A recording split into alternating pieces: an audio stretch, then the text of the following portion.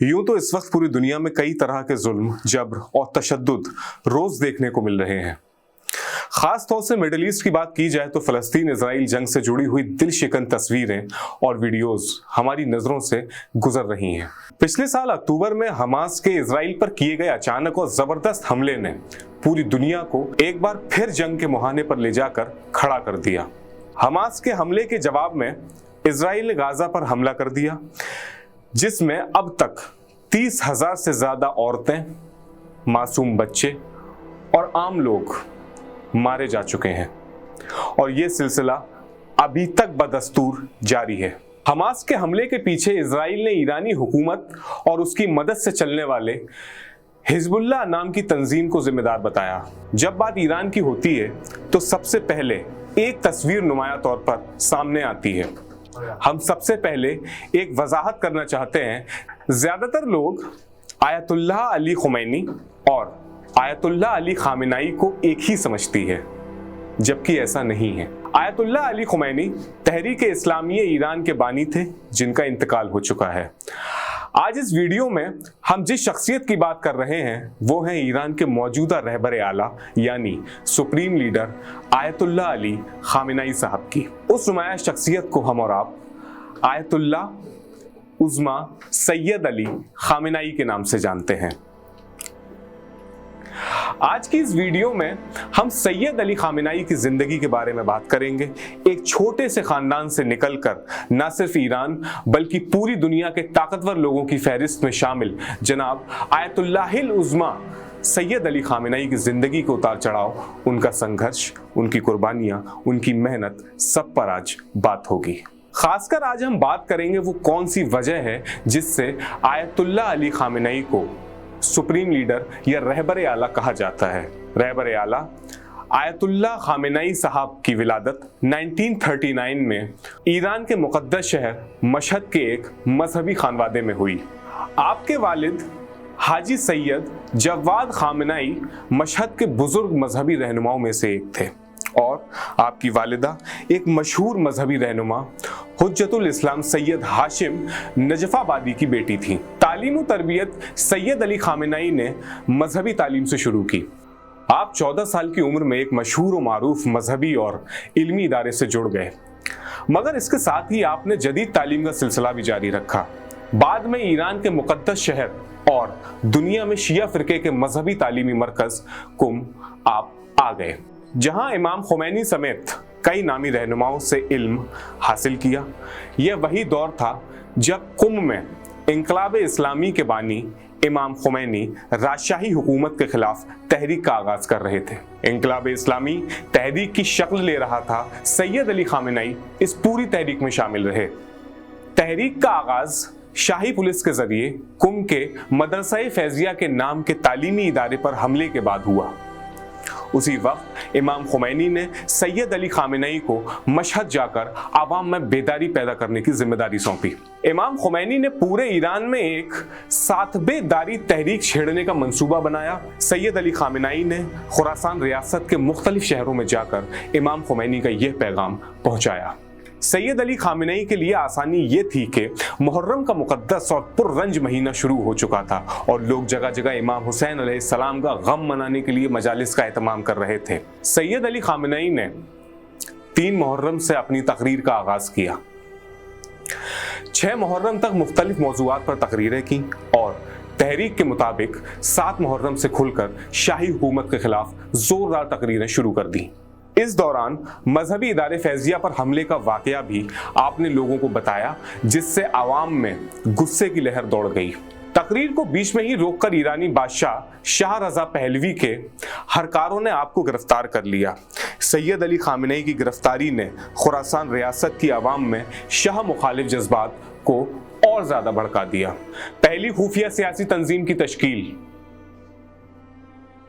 कई बार की गिरफ्तारियों के बाद सैयद अली खामेनेई जब आजाद होकर कुम गए तो वहां आपने खुफिया सियासी तंजीम की तश्कील की, मगर कुछ ही दिनों बाद शाही हुकूमत को इस तंजीम और तहरीक की भनक लग गई थी और इसके कई मेंबर गिरफ्तार कर लिए गए। गिरफ्तारी शुरू होने के बाद सैयद अली खामेनेई 1 साल तक तेहरान में जनाब हाशमी रफसंजानी के घर में छिपे रहे। शाही मुखबिरों को आपकी तलाश थी, क्योंकि आपकी लिखी हुई ये किताब ने ईरान के नौजवान तबके को बेइंतहा मुतासिर किया था।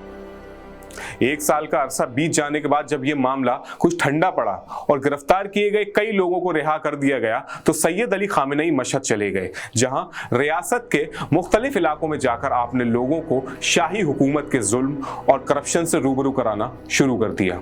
सैयद अली खामेनेई की कारकर्दगी का दायरा बढ़ा और तेहरान में भी आपने तकरीर की, जिसके बाद शाही हुकूमत के खिलाफ अस्करी कार्रवाई करने वाली तंजीम MKO ने आपसे ताल्लुक कायम किया। MKO ने 1969 यानी 1969 से ही अस्करी कार्रवाई शुरू कर दी थी। शाह की खुफिया तंजीम सावाक ने सैयद अली खामेनेई पर कड़ी नजर रखी हुई थी, क्योंकि उन्हें यकीन था कि अस्करी कार्रवाइयों से सैयद अली खामेनेई का ताल्लुक है। एक बार फिर गिरफ्तार कर लिया गया, मगर 55 दिनों तक पुरतशद्दुद हिरासत में रखने के बाद सबूत न होने की वजह से आपको रिहा कर दिया गया, मगर आपके बाहर निकलने पर पाबंदी आयद कर दी गई, जिसकी वजह से सैयद अली खामेनेई ने खुफिया तौर से अपना काम जारी रखा। सन 1971 से 1974 तक यही हालात जारी रहे। 1972 से 1973 के दौरान आपने अलवी तहरीक का आगाज किया, जिसने पूरे ईरान को अपने असर में ले लिया। इसके बाद सावाकी एजेंटों ने एक बार फिर सैयद अली खामेनेई को गिरफ्तार किया। यह उनकी छठी और सबसे मुश्किल गिरफ्तारी थी। इंकलाब इस्लामी की कामयाबी और जिम्मेदारियां। इस्लामी जमहूरियत ईरान के बानी इमाम खुमैनी के बड़े बेटे आयतुल्लाह हाजी मुस्तफ़ा खुमैनी की शहादत के बाद पूरे ईरान में शाही हुकूमत के खिलाफ आवाम में गुस्सा और बेचैनी मजीद बढ़ गई। फौजियों ने छावनियों से भागना शुरू कर दिया। इंकलाब इस्लामी की कामयाबी का यह पहला दौर था। तहरीक की कामयाबी के बाद सैयद अली खामेनेई को तहरीक की मजलिस शोरा में शामिल कर लिया गया और फिर डिफेंस मिनिस्ट्री में तहरीक काउंसिल के रिप्रेजेंटेटिव का ओहदा संभाला, जिसके बाद आपने तहरीक मुहाफिज फोर्स सिपाही पासदारान की कमान संभाली, डिफेंस के आला काउंसिल के मेंबर हुए और तेहरान के इमाम जुमा बनाए गए। सन 1980 में चुनाव शुरू होने के साथ ही Syed Ali Khamenei member of parliament मुंतखब कर लिए गए और इसी साल इराक ने ईरान पर हमला कर दिया और 8 साल थोपी गई जंग शुरू हो गई, जिसके दौरान सैयद अली खामेनेई ने मुख्तलिफ मैदानों में मुतहर्रिक किरदार अदा किए। सन 1981 में सैयद अली खामेनेई पर MKO ने हमला किया, जिससे आप बुरी तरह से जख्मी हुए। इस विस्फोट में आपका दाहिना हाथ बेकार हो गया। इसी साल आपने राष्ट्रपति चुनाव में उम्मीदवार के तौर पर हिस्सा लिया और बहुमत से इस्लामी जमहूरियत ईरान के सदर मुंतखब हुए, जिसके बाद राष्ट्रपति के दूसरे दौर में भी सैयद अली खामेनेई सदर मुंतखब हुए।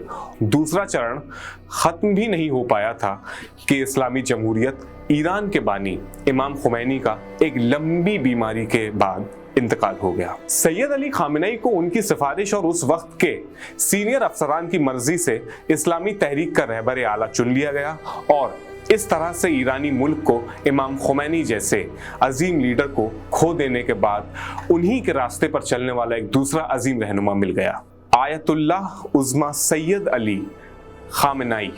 उस वक्त से आज तक न सिर्फ ईरान के बल्कि दुनिया भर के जुल्म तशद्दुद से मुतासिर मुल्कों के हामी के तौर पर एक नुमाया किरदार अदा कर रहे हैं और आगे भी करते रहेंगे। 1 अप्रैल 2024 को सीरिया में ईरान के वाणिज्य दूतावास पर हुए हमले ने इजराइल और ईरान को जंग के मैदान में आमने सामने लाकर खड़ा कर दिया है।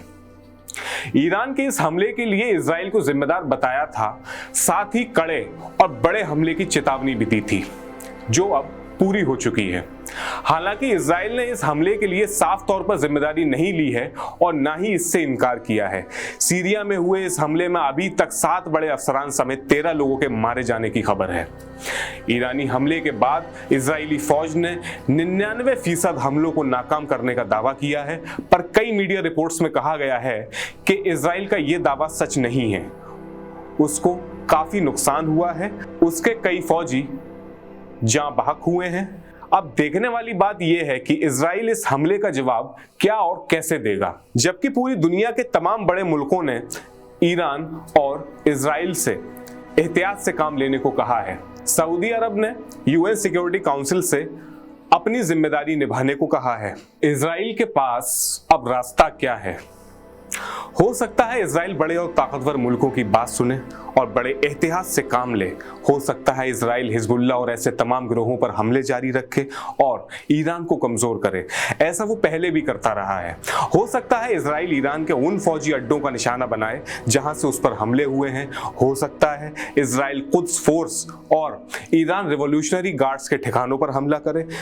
क्या अमेरिका इस जंग में कूदेगा और इजराइल का साथ देगा? अगर ऐसा होता है तो ईरान खाड़ी देशों के साथ साथ सीरिया, इराक और जॉर्डन में मौजूद अमेरिकी फौजी ठिकानों को निशाना बना सकता है। ईरान होर्मुज स्ट्रेट को बंद कर सकता है, जिससे दुनिया में कच्चे तेल की सप्लाई बड़े पैमाने पर मुतासिर होगी। अगर ये जंग फौरन नहीं रोकी गई तो इसका असर पूरी दुनिया पर नजर आएगा और हो सकता है ये जंग हम सबको तीसरी आलमी जंग की भट्टी में झोंक दे। आपका बहुत शुक्रिया। सुखनदान स्टोरीज को सब्सक्राइब कीजिए।